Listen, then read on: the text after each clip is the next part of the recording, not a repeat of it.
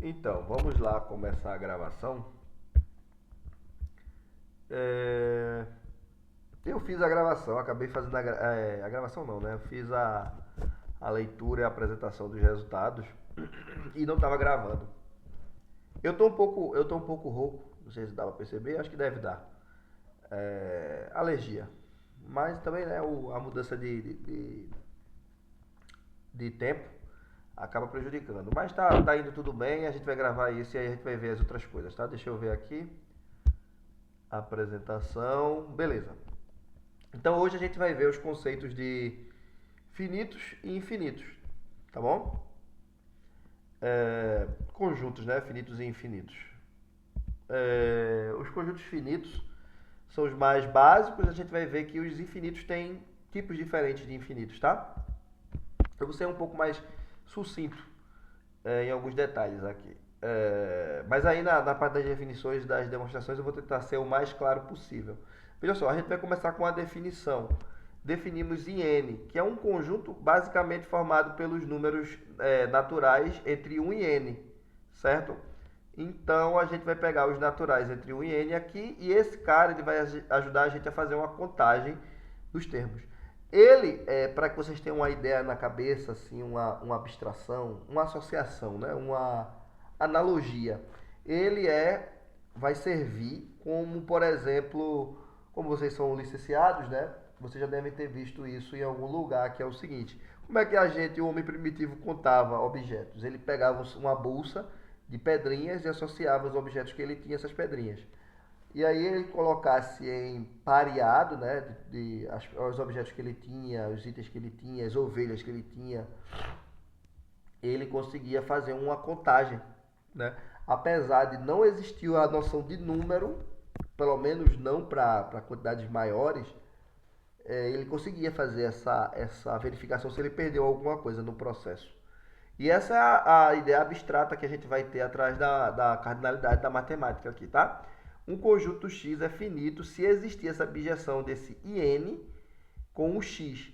Ou se for vazio, né? Se você não tiver nada, você pode dizer que essa quantidade é finita também. Poderia ter escrito explicitamente, mas é tipo, o I3 é 1, 2, 3, o conjunto que tem 1, 2, 3. O I5 é 1, 2, 3, 4, 5. É isso que eu quero dizer, tá? E aí a gente vai fazer associações conjuntos que são mais gerais com essas quantidades. O número n é chamado número de elementos de x. Também escrevemos que a cardinalidade, né, quando a gente escreve x entre barras assim, a gente lê muitas vezes cardinalidade é igual a n, ou a quantidade é igual a n, para dizer que o conjunto x tem n elementos. Isso induz uma ordenação, o que eu quero dizer quando a gente faz essa associação entre o IN e os valores de x, a gente tem uma numeração associada a cada um, então a gente pode dizer que essa é a ordenação dos termos, né? Quem é o primeiro, quem é o segundo, etc. E a gente também tem a noção de ordinal. Deste modo, escrevemos que o xi é a associação do i com ele, né, através da função φ, que é a função objeção aí. Ok. Essa associação é única? Não, tem uma infinidade de possibilidades, né? Aí são permutações. Essa parte de associação com funções finitas e conjuntos finitos tem muito a ver com princípios de contagem, né? Infelizmente a gente não tem muitas disciplinas disso, de princípios de contagem, de combinatória, mas se vocês estudarem um dia, por conta própria ou em outro lugar, vocês vão ver que tem muito da associação com funções disso aí, tá? Certo. Essa noção induz o que a gente chama de cardinalidade, né? Que é basicamente a quantidade de elementos. Então, ela precisa, né, essa noção, estar bem definida, no sentido que não faria sentido se eu definir números e quantidades a partir dessa conceituação que eu faço aí, que duas pessoas fizessem a contagem e que duas pessoas obtivessem resultados diferentes, né? Precisa ser uma coisa que a gente chama na matemática de bem definida, né? Então, é uma coisa única, né? Num certo sentido, que não é alterável, é invariante, tá? São terminologias que a gente usa na matemática. Vamos lá. E o teorema diz o seguinte: se eu pegar um conjunto X, que é um subconjunto do IN, faltou o IN aqui, né? Mas enfim, mas é um IN como esse, né? Por exemplo, você vai pegar um conjunto com 10 termos, 1, 2, 3, etc., até 10. Se você pegar um subconjunto disso, Se existir uma bijeção desse conjunto I10 com esse subconjunto, obrigatoriamente esse conjunto A é o próprio I10, né? Aqui eu estou trocando o N por 10, mas vale para qualquer N, né? Então, se você pegar um subconjunto de I, N, e fizer uma bijeção, é porque essa bijeção, na verdade, esse subconjunto, na verdade, é o todo, né? Não tem como fazer, pegar um pedaço e fazer essa bijeção. Isso vai ser, isso é importante dizer, isso é para os finitos. Quando a gente chegar em infinitos, a gente vai ver que isso é quebrado. Vamos lá, então a gente vai fazer por indução finita, tá? E aí o que é que eu faço? Eu vou pegar o primeiro caso. O primeiro caso é quando o elemento só tem o IN, é o I1. Só tem um cara. É o conjunto que só tem um 1. Então eu vou fazer o seguinte, eu vou fazer essa associação, essa bijeção, eu estou supondo que existe. Bem, como é uma bijeção e o IN e o I1 é o domínio, então o U tem que ser associado a alguém. Se fosse menor, né, como ele é conjunto e não incluísse o 1, não teria com que associar. Significa que o A tem que ter o 1, né? Então o F de 1 tem que ser o 1. E isso me leva ao que a gente queria, que se existe uma bijeção de 1 com o A, obrigatoriamente o A tem que conter o 1 e logo, porque ele contém o 1, ele tem que ser igual ao próprio I1. Certo? Então no primeiro caso é fácil, a gente justificou. Na hipótese de indução, a gente vai supor que para um N lá, fixo, vale, né? Vale que se houver essa bijeção, implica que o A, o conjunto, a princípio contido em N, tem que ser o próprio IN, tá? Então essa é a nossa hipótese de indução. E aí a gente vai para a demonstração aqui do que realmente importa, que é para IN mais 1, tá? Se a gente fizer pelos axiomas de Peano, né, pela axioma de indução, a gente conclui que para todo mundo tem que valer essa propriedade aí. Ok, então vamos lá, vamos supor que existe essa bijeção e a gente pode olhar para o IFN mais 1. Outra coisa que a gente vai olhar é o seguinte, ele a princípio o A é um conjunto contido aqui. Teria um problema, né? Ele poderia não estar o N mais 1 aqui dentro. Já já a gente explica isso, eu vou deixar aberto isso, vocês podem tentar finalizar. E depois, em sala de aula, eu posso sanar essa dúvida aí, como a gente faria isso. Mas vou deixar em aberto um pedaço. Então, vamos lá. Podemos olhar para o último cara, o Fn mais 1. Como o N mais 1 está no domínio, ele vai ter que estar associado a alguém. Se ele tiver associado ao N mais 1, ou seja, se ele tiver o N mais 1 nesse subconjunto A aqui, então esse é o melhor caso, o caso mais simples. Porque a gente pode fazer a restrição da função f para um conjunto N e N. E aí, quando a gente faz essa restrição, a gente cai no caso da hipótese de indução, que eu tenho uma associação do IN com esse conjunto aqui, que é A, tirando o elemento que está associado ao N mais 1, que é o N mais 1 também. E esse conjunto A, que antes estava contido em IN mais 1, ele vai passar a estar contido no IN. Por quê? Porque o único que estava diferente, possivelmente diferente, era o N mais 1. Quando eu tirei ele está dentro do IN, né? Então, são valores de 1 até N que esse conjunto tem. Mas quando eu faço essa bijeção, como eu restringo a bijeção, continua sendo uma bijeção, tá? Quando eu restringo essa bijeção, eu acabo concluindo que a única forma disso acontecer é que esse I menos N mais 1 tem que ser igual ao IN, certo? Como eu tirei do A o N mais 1, isso implica que o A é o IN mais 1, né? Então ele tem todo o IN mais esse que foi retirado anteriormente, ok? Então esse é o melhor caso, o caso mais direto de ser tratado. Um segundo caso, que também pode ser reduzido a esse, é o caso em que o N mais 1 está em A, certo? Está no conjunto A, mas não foi o Fn mais 1 que foi levado nele, né? O Fn mais 1 está levado no Y, que não é o N mais 1. Como é uma objeção e o N mais 1 está em A, vai existir outro termo lá, menor entre 1 e N, que vai ser levado no N mais 1. O que eu vou fazer é uma troca dos termos. Aqui eu explicito essa troca. Eu vou definir o G, que fez para todo mundo que não é nenhum desses dois elementos que eu vou precisar trocar, eu mantenho. Ele vai ser o mesmo que era anterior. E nesses dois caras aqui eu vou trocar. O N mais 1, o Fn mais 1, ele era Y. Agora eu vou pegar no C e vou dizer que ele é Y. E o F do N mais 1, ele era Y anteriormente, e agora eu vou trocar, vou jogar o N mais 1 aqui. Então eu mantive os outros, troquei esses dois. Essa nova G é uma bijeção associada à minha anterior, só que agora eu troquei de forma que eu pudesse reduzir ao caso anterior. Como eu reduzo, eu faço a restrição da mesma forma que eu fiz, e eu acabo concluindo que o meu A tem que ser o próprio N. Ora, mas o A é o mesmo, não mudei o A em nada do que tinha no meu F original. Então, no meu F original, o A também era o IN mais 1, tá? O último caso, mais que vai fazer vocês terem que pensar um pouquinho mais, é o seguinte. E se eu supusesse que não está o N mais 1 aqui? O que aconteceria? Não tem muito problema, porque o que acontece? Se você supõe que ele não está, você pode pegar, fazer uma troca aí, por exemplo, pegar o maior que está nele, por exemplo, suponha que o N está nele.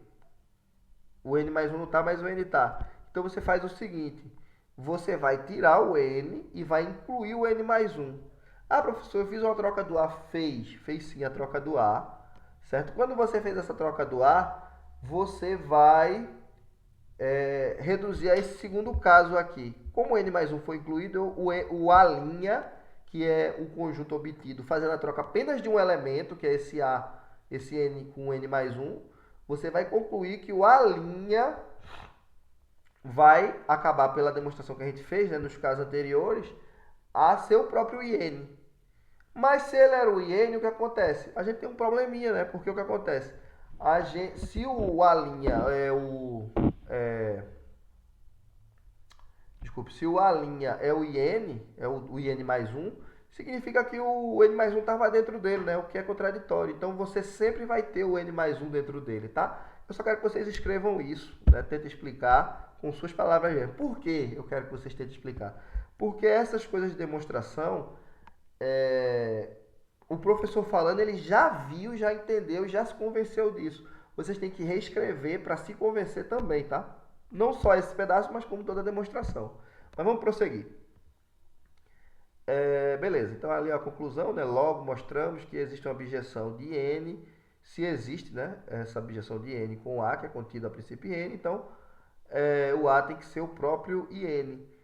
Certinho? Isso mostra que o conceito de quantidade é universal, não importa como se conte, porque o F, a função F, seria uma forma de associação que várias pessoas podem escolher formas diferentes, mas independente, a quantidade vai ser sempre a mesma. Deixa eu só ver uma coisa aqui brevemente, eu quero ver se estou gravando direitinho, tá indo tudo certo. Continuando, né? Então vamos lá. Pronto, essa quantidade é uma coisa fixa e a gente vai ler o corolário. Se existir uma bijeção de IM com IN, então M é igual a N. É uma segunda apresentação, mas é basicamente o resultado anterior reformulado. Por isso que é um corolário. Por quê? Porque, vejam, eu supunha no anterior que A era um subconjunto do IM. Nessa forma aí de escrever, ora, se eu tenho IM e N e eles forem diferentes, né, não forem iguais, então M é maior que N ou N é maior que M. Vamos supor a princípio que o M fosse maior que N. Então, o IN é um subconjunto do IM. Isso aí é óbvio, vocês sabem disso, né? Entendem facilmente isso. Quem não entendeu só é repetir essa frase. Se o M é maior que o N, o IN está contido propriamente em M. Isso não poderia ocorrer se for uma objeção devido ao resultado anterior. E se acontecer o contrário, e você supõe que é uma objeção, você pode inverter a função e dar no mesmo. Tá? Ou seja, um sempre vai estar contido no outro e isso seria um problema. Certo? Consequentemente, se existirem essas bijeções aqui com outro conjunto, né? Ou seja, como eu disse, as funções, as bijeções são formas de contar. Fulaninho contou as ovelhas e deu M.